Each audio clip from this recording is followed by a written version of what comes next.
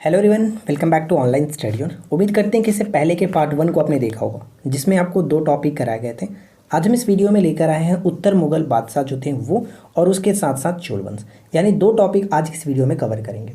और अगर आपने टेलीग्राम को ज्वाइन नहीं किया तो टेलीग्राम को जल्दी से ज्वाइन करिए, क्योंकि कल मैंने आपको पूरा हिस्ट्री के बारे में जो भी टॉपिक पढ़ना है, जो भी वीडियो आएंगी, जो भी टेस्ट आपको कराया जाएगा, उसका पूरा लिस्ट मैंने डाल दिया है। तो जा करके आप चेक कर सकते हैं कि आपको कौन कौन से टॉपिक लास्ट टाइम में पढ़ना है। ठीक है, तो इस वीडियो को एंड तक देखिए और बताइए कि आप कितना स्कोर कर पाते हैं। चलिए शुरू करते हैं। फर्स्ट क्वेश्चन दिया गया कि मुगल साम्राज्य के पतन का प्रमुख कारण क्या था। मुगल साम्राज्य के पतन का प्रमुख कारण अयोग्य उत्तराधिकारी। ऑप्शन ए होगा राइट आंसर, अयोग्य उत्तराधिकारी। निम्नलिखित में से कौन सा कथन सही है? निम्नलिखित में से कौन सा कथन सही है? तो पहला पॉइंट कि औरंगजेब की मृत्यु के समय मुअज्जम यानी कि मोहम्मद जो आजम है अहमदनगर में था, ये बिल्कुल सही है। मोहम्मद मुअज्जम अपने पिता की मृत्यु के समय जमरूद यानी कि अफगानिस्तान नामक स्थान पर था। जमरूद जो स्थान था ये अफगानिस्तान में वहाँ पर स्थित था, यानी कि वो मौजूद था। और काम जो बख्श है, काम बख्श औरंगजेब की मृत्यु के समय बीजापुर की सूबेदार था। तो ये तीनों के तीनों उसके पुत्र थे और ये अलग अलग जगहों पे थे, तो ये आपको ध्यान रखना है। राइट आंसर हो जाएगा ऑप्शन डी, सभी के सभी कथन बिल्कुल सही है। क्वेश्चन नंबर 3, किसके मतानुसार मुगल साम्राज्य के पतन का प्रमुख कारण सैनिक अदक्षता थी? सैनिक अदक्षता थी। Option B William Irvine. William Irvine option B. Jajau का युद्ध किनके बीच हुआ था? जजाऊ का युद्ध किनके बीच हुआ था?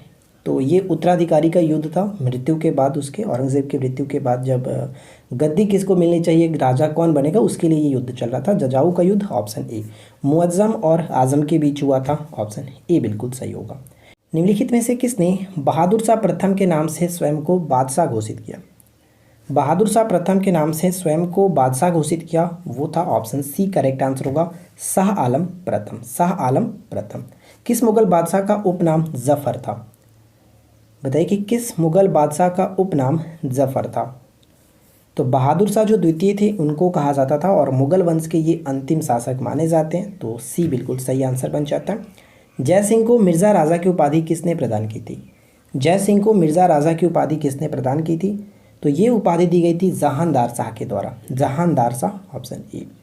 नादिर शाह ने किस मुगल शासक के शासनकाल में आक्रमण किया? नादिर शाह का आक्रमण 1739 में हुआ था, और उस वक्त कौन राजा थे? तो मोहम्मद शाह। मोहम्मद शाह ऑप्शन ए बिल्कुल सही आंसर है, मोहम्मद शाह। अगला क्वेश्चन क्या? नेक्स्ट क्वेश्चन बनता है कि राजा जयसिंह को सवाई की उपाधि किस मुगल शासक ने प्रदान की थी? सवाई की उपाधि किस मुगल शासक ने प्रदान की थी? तो इनको फर्रुखसियर जो थे उन्होंने राजा जयसिंह को सवाई की उपाधि दिया था। निम्नलिखित में से सूची 1 सूची 2 के साथ मैच करना है। बताइए कि कौन किसके साथ सही तरीके से मैच होगा। तो चलिए हम एक एक करके देखते हैं। बहादुर शाह अगर हम यहाँ पे देखें तो बहादुर शाह यहाँ पे क्या होगा, साहिब ए खबर के नाम से जानते हैं बहादुर शाह को, साहिब ए खबर। जहानदार शाह लंपट मूर्ख के नाम से जाने गए, लंपट मूर्ख। फर्रुखसियर घृणित कायर के नाम से, मुगल वंश का घृणित कायर कहा जाता था फर्रुखसियर को। और मोहम्मद शाह रंगीला बादशाह के नाम से फेमस थे। तो कुल मिलाकर अगर हम यहाँ पे देखें तो राइट आंसर क्या बन जाएगा, ऑप्शन बी। बी बिल्कुल सही आंसर हो जाता है। ठीक है, बी करेक्ट होगा। राजा राम मोहन राय को राजा की उपाधि किस मुगल बादशाह ने दी थी? यानी राजा राम मोहन राय को जो राजा की उपाधि है किस मुगल बादशाह के द्वारा दिया गया था? तो करेक्ट आंसर हो जाएगा ऑप्शन ए, अकबर द्वितीय के द्वारा दिया गया था, अकबर द्वितीय। भारतीय इतिहास में शासक निर्माता किंग मेकर के नाम से किसे जाना गया? शासक निर्माता के रूप में किसे जाना गया? किंग मेकर्स के नाम से जाना गया अली बंधु को, यानी कि हुसैन अली और अब्दुल्ला खां। ऑप्शन सी को टिक करेंगे, सी यहाँ पे करेक्ट होगा। सैयद बंधुओं का अंत किसके समय में हुआ था? सैयद बंधुओं का अंत किसके समय में हुआ था? राइट आंसर हो जाएगा option A, Mohammad Shah correct answer है, मोहम्मद शाह। ठीक है, सैयद बंधुओं का अंत मोहम्मद शाह। नादिर शाह का दिल्ली पर आक्रमण कब हुआ? जस्ट मैंने आपको बताया था कि नादिर शाह ने दिल्ली पर आक्रमण 1739 में किया था। तो राइट आंसर हो जाएगा ऑप्शन सी, इसे याद रखेंगे। नादिर शाह और मोहम्मद शाह के मध्य समझौता कराने में किसने प्रमुख भूमिका अदा की थी? प्रमुख भूमिका अदा की थी, उनका नाम क्या है? उनका नाम याद रखेंगे निज़ामुल मुल्क। निज़ामुल मुल्क ऑप्शन बी, बहुत इंपॉर्टेंट है, इसे याद रखना। अगला क्वेश्चन कह रहा है कि अहमद शाह अब्दाली के समय, अहमद शाह अब्दाली के भारत पर आक्रमण के समय मुगल शासक कौन थे? मुगल शासक कौन थे? या फिर आपसे पूछे कि दिल्ली का शासक कौन था, तो यहाँ पे राइट आंसर क्या बन जाएगा, हम ऑप्शन ए को टिक करेंगे, आलमगीर द्वितीय। आलमगीर द्वितीय, ऑप्शन ए को टिक करेंगे। और अगला प्रश्न है कि पानीपत के तीसरे युद्ध यानी पानीपत का तीसरा युद्ध कब हुआ था? 1761 में। 1761 में शासक कौन थे, मुगल सम्राट कौन थे? तो उस वक्त मुगल सम्राट शाह आलम द्वितीय थे, क्योंकि शाह आलम द्वितीय का जो शासनकाल था वो आपको याद रखना है 1759 से लेकर के 1806 तक। ठीक है, 1759 से 1806 तक शाह आलम द्वितीय थे। तो करेक्ट आंसर यहाँ पे फिलहाल डी हो जाएगा। अहमद शाह अब्दाली के आक्रमण के परिणाम स्वरूप क्या हुआ? अहमद शाह अब्दाली के आक्रमण के परिणाम स्वरूप क्या हुआ था? तो यहाँ पे सही आंसर हो जाएगा ऑप्शन बी, सिख शक्ति का अभ्युदय हुआ। सिख शक्ति का अभ्युदय हुआ, ऑप्शन बी। ईरान के नेपोलियन की उपमा किसे अभिहित की गई है, यानी कि ईरान के नेपोलियन के नाम से किसे जाना गया, किसे ये उपाधि दी गई है? नादिर शाह को। Nadir Shah, option A. बहादुर शाह के दरबार में कब एक डच प्रतिनिधि शिष्टमंडल आया था? कब आया था? 1711 ईस्वी में। 1711 ईस्वी में। किस मुगल सम्राट के बारे में यह कथन कहा गया है कि वह अंतिम मुगल बादशाह था जिसके संबंध में कुछ अच्छे शब्द कहे जा सकते हैं? कुछ अच्छे शब्द कहे जा सकते हैं? बहादुर शाह प्रथम। बहादुर शाह प्रथम। देखिए अगला प्रश्न क्या है कि fall of the Mughal empire किसकी पुस्तक है? Fall of the Mughal empire किसकी पुस्तक है? जदुनाथ सरकार, ऑप्शन ई जदुनाथ सरकार। मयूर सिंहासन पर बैठने वाला अंतिम मुगल सम्राट कौन था? मयूर सिंहासन पर बैठने वाला अंतिम मुगल सम्राट कौन था? देखिए मयूर सिंहासन का निर्माण तो कराया था शाहजहाँ ने, लेकिन इस पर बैठने वाला अंतिम जो मुगल सम्राट हुआ वो था मोहम्मद शाह, क्योंकि मोहम्मद शाह के समय में ही 1739 में नादिर शाह का आक्रमण हुआ, जो कि अपने साथ इस तख्ते था उसको यानी मयूर सिंहासन को ले गया था। राइट, तो बी यहाँ पे करेक्ट होगा। किसके शासनकाल में हिजड़ों तथा महिलाओं के एक वर्ग का प्रभुत्व किया? हिजड़ों तथा महिलाओं के एक वर्ग का प्रभुत्व किया किसके शासनकाल में? तो Mohammad Shah. Mohammad Shah, option A. Next one है कि निम्नलिखित में से जिस एक शासक ने ईस्ट इंडिया कंपनी को दीवानी प्रदान की थी वह कौन था? ईस्ट इंडिया कंपनी की दीवानी प्रदान की थी शाह आलम द्वितीय ने, इलाहाबाद की प्रथम संधि के तहत, आपको पता होगा 12 अगस्त 1765। महाराजा जय सिंह द्वितीय ने वेधशालाएँ कहाँ बनाई थी? महाराजा जय सिंह द्वितीय ने वेधशालाएँ कहाँ बनाई थी? तो यहाँ पे देखिए राइट आंसर क्या बनेगा? दिल्ली में भी, मथुरा, उज्जैन, वाराणसी, ये सभी के सभी का सही होगा, ऑप्शन डी। 1773 में जीज मोहम्मद शाही पुस्तक जो कि नक्षत्र संबंधी ज्ञान से संबंधित था, इसके लेखक कौन है? जीज मोहम्मद शाही। जीज मोहम्मद शाही लिखा गया ऑप्शन बी के द्वारा, यानी जयपुर के सवाई जो जयसिंह हैं इन्हीं के द्वारा लिखा गया था। निम्नलिखित में से कौन अवध का प्रथम नवाब था? अवध का प्रथम नवाब कौन था? शहादत खां। शहादत खां, ऑप्शन बी। अवध का प्रथम नवाब शहादत खां। निम्नलिखित में से किस मुगल सम्राट ने अंग्रेजों को बंगाल में शुल्क मुक्त व्यापार की सुविधा प्रदान की थी? शुल्क मुक्त व्यापार की सुविधा प्रदान की थी वो कौन थे? फर्रुखसियर। Farrukhsiyar, option D. किस मुगल शासक के समय में मुगलों द्वारा सिक्का ढालना बंद हो गया? मुगलों द्वारा सिक्का ढालना बंद हो गया था किसके शासनकाल में? अकबर द्वितीय। नेक्स्ट वन है चोल वंश के संबंध में निम्न में से कौन सा कथन सही नहीं है? चोल वंश के संबंध में कौन सा कथन सही नहीं है? चोल वंश की स्थापना 9वीं शताब्दी में जो कि यहाँ पे ध्यान देगा पल्लवों के ध्वंसावशेष पर स्थापित हुआ था, ये बिल्कुल सही है।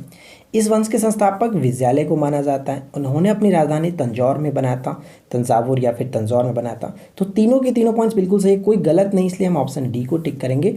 इनमें से कोई नहीं, ऑप्शन डी। विजयालय ने निम्नलिखित में से कौन सी उपाधि धारण की थी? विजयालय ने निम्नलिखित में से कौन सी उपाधि धारण की थी?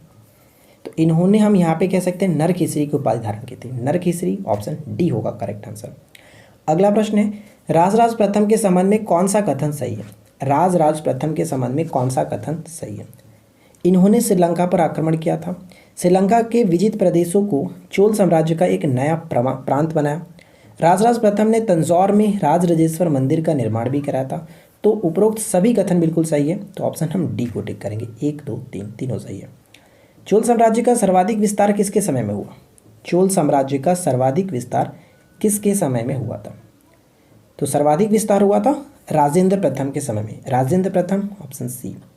निम्नलिखित में से किस शासक ने बंगाल के पाल शासक महिपाल को पराजित करने के बाद गंगई कोड चोल की उपाधि धारण की थी? हाल ही में क्वेश्चंस पूछा गया था। तो गंगई कोड चोल की उपाधि धारण की थी किसने? राजेंद्र प्रथम ने। राजेंद्र प्रथम, ऑप्शन सी बिल्कुल सही होगा। नेक्स्ट वन क्या बनता है, अगला क्वेश्चन था, ध्यान दीजिएगा कि चोल काल में भूमि के प्रकारों का क्रम में सालाभोग का संबंध किससे है? सालाभोग का संबंध किससे है? देखिए सालाभोग का संबंध क्या है, साला यानी कि पटशाला, इस तरह से समझ सकते हैं पटशाला, तो पटशाला यानी कि विद्यालय से संबंधित किसी विद्यालय के रखरखाव की भूमि को कहते थे सालाभोग। ठीक है, जैन संस्थानों को दान दी गई जो भूमि होती थी उसे पलीचंदम के नाम से जाना जाता था, पलीचंदम। गैर ब्राह्मण के जो स्वामी होते थे, भूमि के जो स्वामी होते थे, इन्हें हम लोग किस नाम से जानते थे, वेलग्न गवाई के नाम से जानता था, ऐसे आप ध्यान रखिएगा, वेलन वगाई कह सकते हैं। ब्राह्मणों को उपहार में जो दी गई भूमि होती थी उसे क्या कहा जाता था, ब्राह्मणों को उपहार में दी गई भूमि को ब्रह्मदे, ये ध्यान रखिएगा।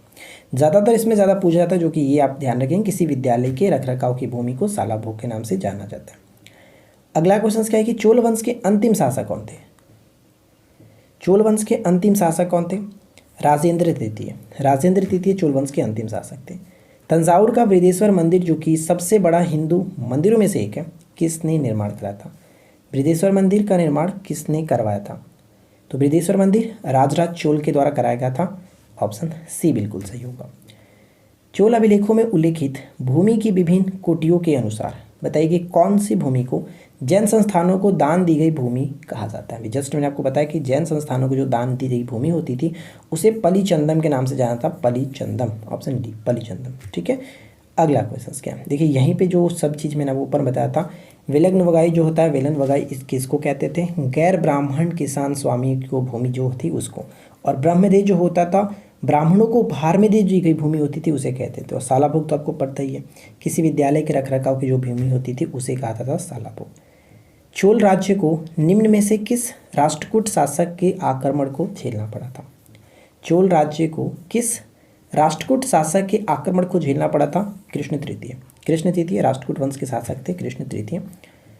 निम्नलिखित में से किस राजा ने गंगैकोंड चोलापुरम मंदिर का निर्माण करा था? तो जिसने उपाधि इस तरह के धारण की थी उन्होंने ही कराया होगा, तो धारण की थी किसने? राजेंद्र चोल प्रथम, यानी कि राजेंद्र प्रथम ने, ए करेक्ट होगा। कुशल ग्रामीण प्रशासन के लिए प्रसिद्ध जो राजवंश है वो कौन सा है? चोल वंश का सबसे फेमस जो चीज़ था यही था कुशल ग्रामीण प्रशासन, और ये था ऑप्शन बी, यहाँ पे चोल करेक्ट होगा।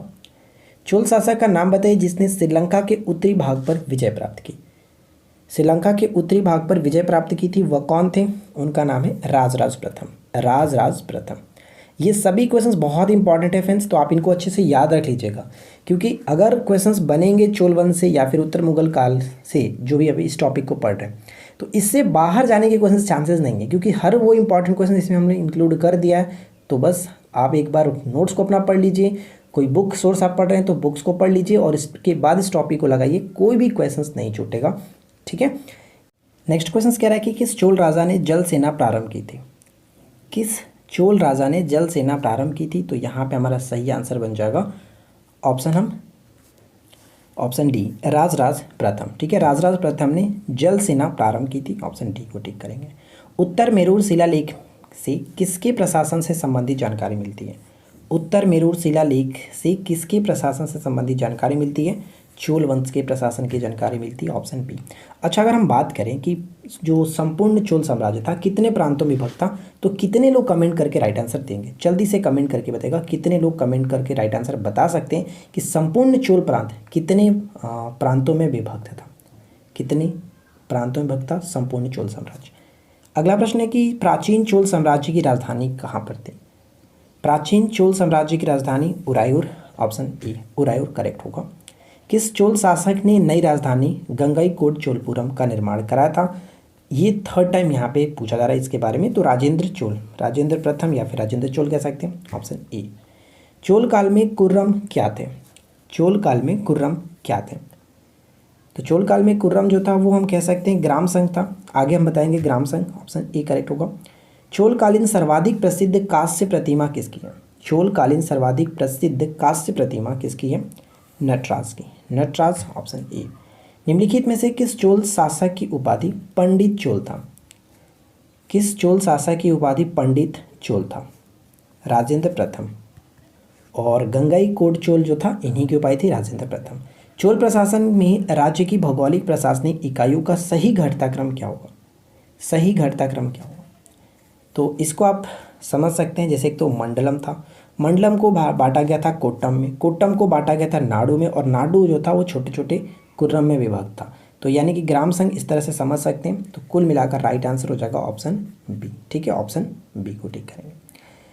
तो देखिए एक छोटा सा तरीका हम यहाँ बात करते हैं, तो कि चारों को क्रम से हम कैसे याद रखेंगे।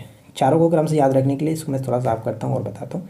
देखिए लॉजिक लगाते हैं, ऐसा नहीं कि एकदम परफेक्ट आप चाहे तो किस तरह से याद रख सकते हो। हम मान लेते हैं कि मंडप है, जो मंडलम यहाँ में देख रहे हैं इसको मंडप मान लेते हैं, और इसको आप देखिए जो चोल जो साम्राज्य चोल है इसको चूहा मान लीजिए। बस समझिएगा मैं आपको कहना क्या चाह रहा हूँ। जो चूहा है वो मंडप को यानी कि मंडप को ना कुतरता है, मंडप को नहीं कुतरता है, यानी कि ना का मतलब नहीं, इस तरह से मंडप को जो चूहा है, चूहा मतलब चोल से समझिएगा, चोल यानी कि चोल प्रशासन की जो क्रम थी, प्रशासनिक इकाइयों का सही क्रम जो था इस तरह से था, चूहा मंडप जो था मंडप को नहीं कुतरता है। बस बाकी आप किसी तरह से याद रखिए, ये याद रखने का एक छोटा तरीका है। तो आशा करते हैं कि आप लोगों को ये टॉपिक अच्छा लगा होगा, और नेक्स्ट जो टॉपिक आने वाला है आप हमारे जो कि टेलीग्राम से देख सकते हैं। और आशा करते हैं आप लोगों को वीडियो पसंद आएगा। वीडियो अच्छा लगा तो वीडियो को लाइक करिए, दोस्तों के साथ शेयर करिए। और आज के इस वीडियो का लाइक्स का हम एम रखते हैं, कितना लाइक्स रखते हैं, चलो 401 लाइक्स का, 401 लाइक्स, और आशा करते हैं कि डेफिनेटली आप लोग कंप्लीट कर दोगे। तो चलिए मिलते हैं नेक्स्ट क्लास में। Thanks for watching, keep learning, have a good day.